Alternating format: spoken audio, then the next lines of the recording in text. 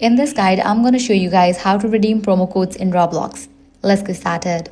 First, launch your Roblox app. Make sure you have already logged into your account. Now click on three bars given at the top left.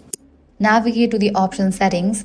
Here you're going to find different option, but you won't find the option to redeem code. So what you want to do is close this, launch your preferred browser. In the search box, type in Roblox redeem code and search for it. Different website links will appear.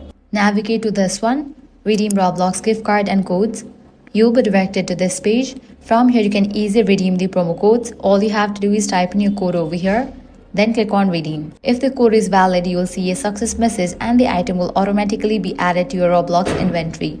To check your reward, go back to Roblox, open your avatar editor and look in your accessories or item section. If the code does not work, it usually means it has expired or is not a global promo code. So that's it. If this guide helped you out, do not forget to like, share and subscribe.